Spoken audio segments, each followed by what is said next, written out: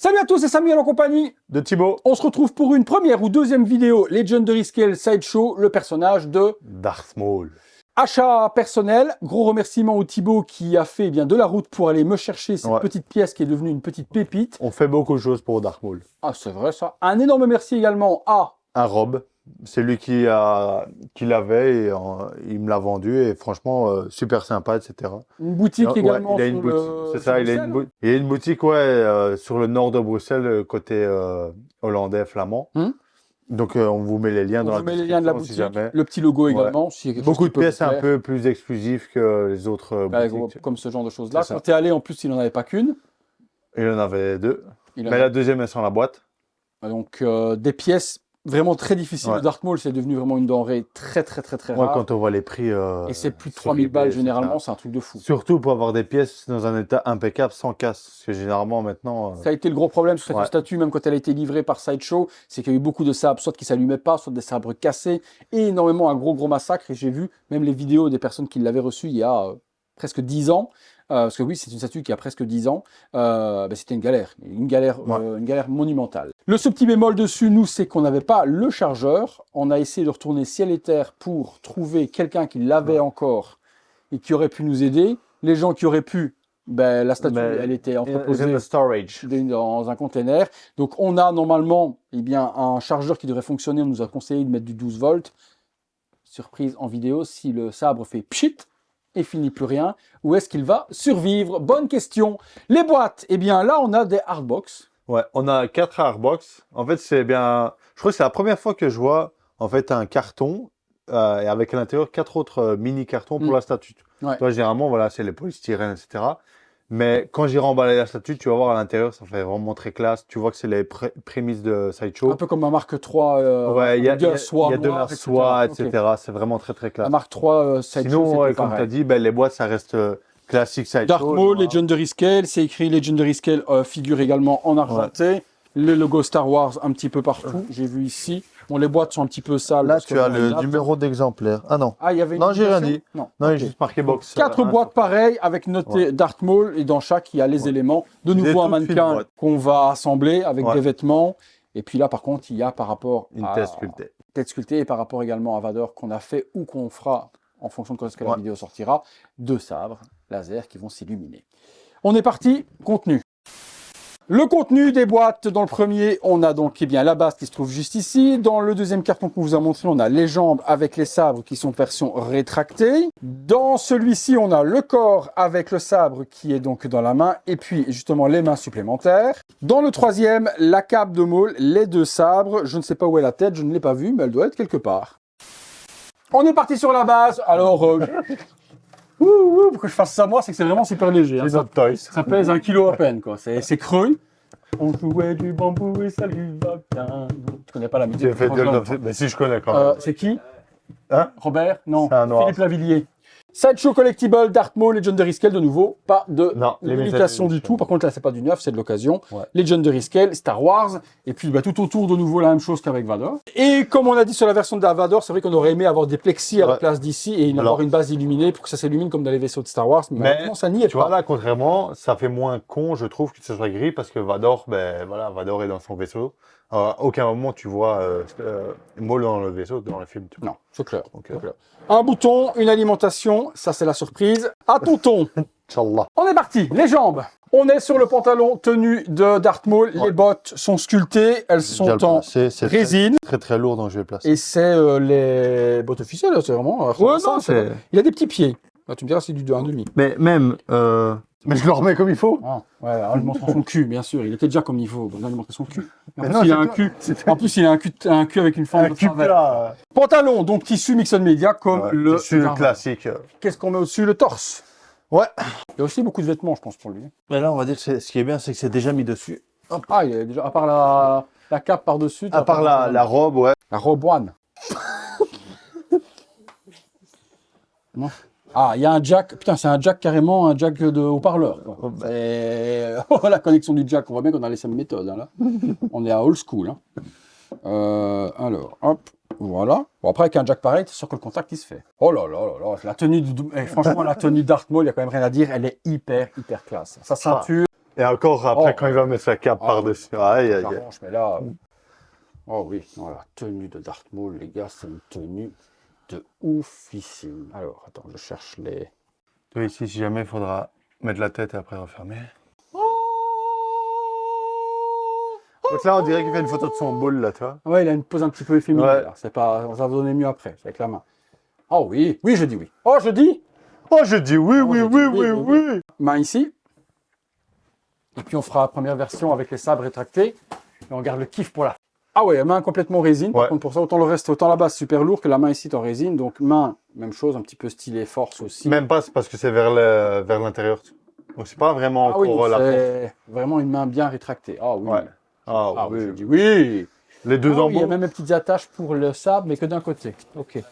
Ouais, non, là, tu as les deux embouts. Les gros en photo, mais au final, le sable ne me semble pas si gros. Il faut bien faire attention, tu as deux liserés de couleur. Pas les confondre, sinon c'est grillé direct. Il ne peut pas griller. Tu as un liseré rouge. Oui, pas celui-là, mais les autres. L'autre passe blanc. Ouais. Donc là, par contre, et tu as là un couleur là. Ouais. Ok, donc vert pour celui-ci. Et moi ici, j'ai rouge. Il ne faut pas se tromper, il y a un détrompeur. Regarde bien comment il se met, pour ne pas casser la prise. Ok, donc là, on est sabre. Et ben, je le voyais très gros, le sabre. Au final, il ne me gêne pas au niveau de la taille. Oui, j'avais pas fait le détrompeur. C'est une des reproches que j'aurais pu faire à la statue, en photo en tout cas, c'est que le sabre me semble vraiment très gros. Il l'est. Parce qu'il ne peut pas fermer sa main tout autour. Je sais pas. Je vois ce que tu veux dire, mais je le sens un peu même relaxé, tu vois, au niveau de la main. Tu vois, il le serre pas. De toute façon, le sabre de Maul, il n'y a rien à dire. Hein. C'est un des sabres les plus emblématiques avec celui de Vador et autres. Puis la double lame, c'est double lame, c'est ça. Là, par contre, on ne peut pas l'exposer avec une seule lame. Si, tu peux mettre une seule lame. Déplier, mais tu ne peux pas déclipser le manche, je veux dire, pour n'avoir qu'un sabre. Non, le manche est directement dans la main. Après, comme tu veux, tu peux faire qu'une lame et faire, on va dire, début de combat contre Qui-Gon. Ouais, c'est ça, c'est Tatooine. Ouais, c'est vrai, ça, tu pourrais faire, par exemple. Ok. Et la tête, je n'ai pas vu la tête. Je l'ai pas vu la tête, les mecs. Je l'ai pas vu la tête. Ça, elle est très légère, comme le socle. Pire. Sans la regarder, j'ai juste regardé le poids. C'est de la résine quand même, mais c'est vrai que la vache, c'est... mais ça pèse rien. Et pour une... sans déconner... Pour une vieille statue... Pour une statue qui a 10 piges, le paint, il est exceptionnel. Les dégradés de Serra dans le rouge et autres, les cornes, tu as vraiment l'impression d'avoir de l'ivoire et autres. C'est la petite boucle d'oreille et autres. Les yeux en feu. Ah ouais, non, la tête, elle est ouf. Ah non, la tête, elle est ouf. Parce que, en fait, ce que j'aimais sur la tête, c'est qu'on dirait vraiment, tu vas dire que c'est con, mais vraiment Ray Parker.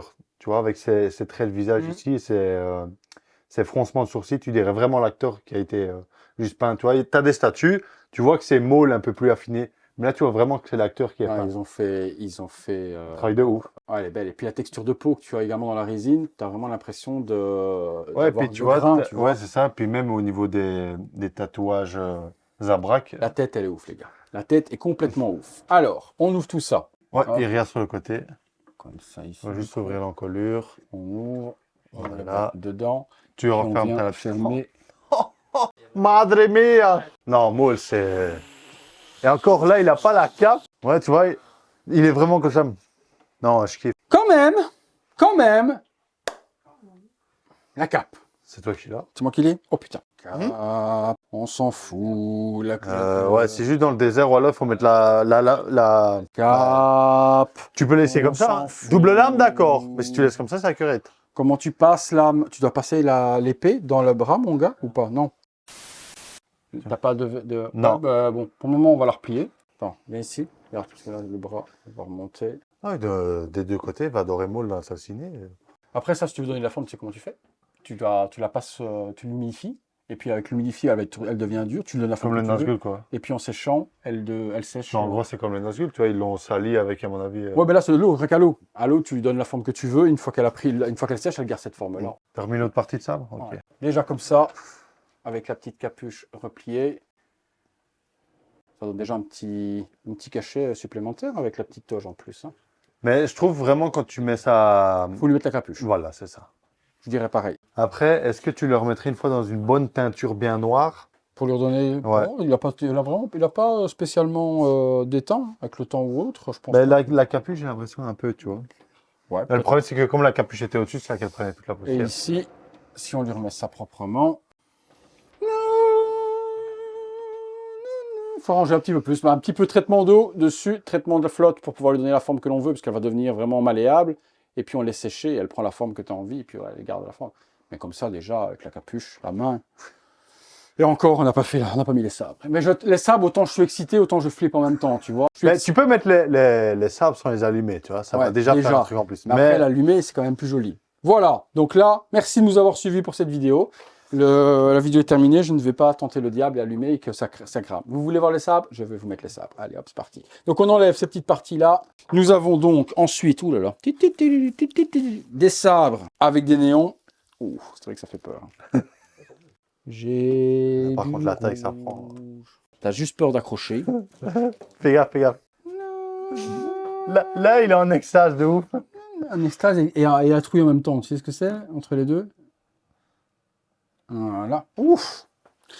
Je vais aller chercher mon alim. Non, attends, il faut appuyer sur le bouton après là. Ah ouais. C'est ici. T'es sûr qu'il s'allumait? Certain. Ah, là, ça s'allume plus. Hein. Ah, je suis certain qu'il s'allumait. One eternity later. Bon, ça tourne. Allez, on refait. On a testé 2-3 fois, on a eu des galères, on a eu des petits stress parce que ça s'allumait, ça ne s'allumait pas. Du coup, sur domotique, ça pourrait fonctionner du coup. Parce que là, il est éteint. Tu appuies juste là. Là, il est éteint. Donc, si j'allume là, il s'allume. Alors, pourquoi est-ce qu'il s'allume comme ça?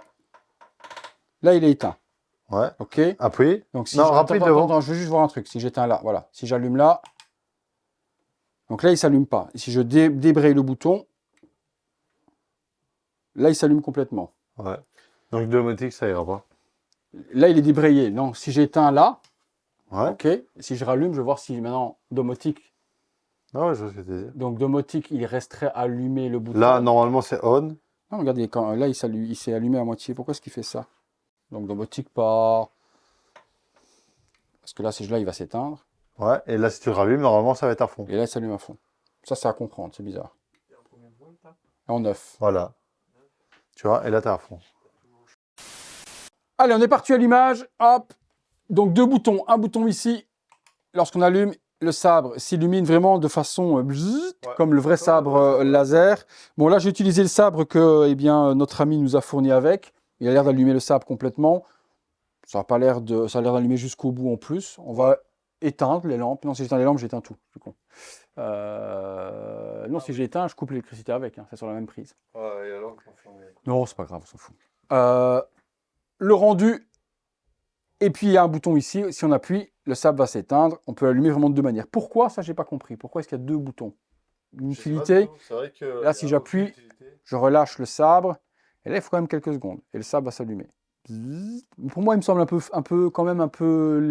lent. Non, pas lent, un peu léger au niveau de l'allumage du sabre par rapport à ce que j'ai vu dans d'autres vidéos. Mais après, la luminosité d'autres vidéos peut donner des choses différentes. Quoi. Pour moi, 6 volts, c'est trop peu.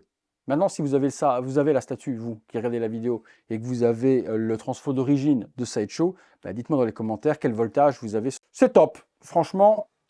Et puis cet allumage de bzzz, comme ça, c'est vraiment, vraiment bien étudié. Je ne sais pas comment est-ce qu'ils font pour faire ça. Est-ce que c'est un système à cause de la chauve? Mais à voir dans le temps ce que ça donne. Mais même éteint, c'est pas encore déconnant. Après, version rétractée, c'est joli aussi pour ceux qui ont la place, parce que c'est vrai que là, par contre, en envergure, c'est complètement dingue. Et surtout, faire attention de ne pas l'accrocher. Puis possibilité, comme dit Type, de mettre une seule lame si on veut par devant. Donc à ce moment-là, on déplie l'arrière et on met l'embout par derrière. Et on a une seule lame. Et possibilité de l'exposer après comme vous voulez. Si vous aimez sans la capuche, vous repliez la petite capuche sur l'arrière de la sorte. Et là, vous voyez le beau visage d'Art. Pourquoi Dart et les autres Dark? Je veux savoir. Eh bien, les amis, nous avons fait le tour de ce joli Dark Maul encore. Énorme merci à Type pour avoir fait le trajet pour me la chercher et merci à Rob également pour la vente parce que c'est vrai que pour le prix auquel il l'a vendu, c'était négociation ultra extrême, je vous avoue. La négociation est une chose à tenter et moi j'ai jamais voulu acheter les pièces de toute façon beaucoup plus cher qu'est-ce qu'elles ne coûtaient. Je suis pratiquement au prix d'origine et j'en suis content. On attend vos commentaires, dites-nous tout ça et surtout si vous avez la statue, aidez-moi pour le voltage. Dites-moi quelle tenue vous préférez avec la cape par-dessus, sans la cape. Vous nous dites tout ça dans les commentaires, avec ou sans lame également. Comme avec Darth Vader, mon ami ATX Skin, que je salue également au passage, m'a fait un petit prototype d'une plaque de Darth Maul. Dark ou Maul, vous dites comme vous voulez. Dark. La petite plaque donc du Darth Maul avec le petit logo qui est en 3D par devant. Le Darth Maul ici également par devant en 3D et le petit visage juste derrière. Jolie petite plaque. Et puis à l'arrière, petite signalétique Star Wars, Darth Maul. Très joli. Merci à mon ami de m'avoir fait cette petite réalisation. Petite plaque qui va se mettre juste ici devant. Et la statue, je vais démonter les sabres parce que pour le moment, les sabres vont rester dans la boîte et je vais aller les mettre dans la salle ciné à l'opposé de Darth Vader. Oui, mais sans les sabres, parce que les sabres vont être devant l'écran, mec. Je fais quoi? Je peux pas. À très bientôt, les amis. Pour une prochaine vidéo. Ciao. Salut à tous.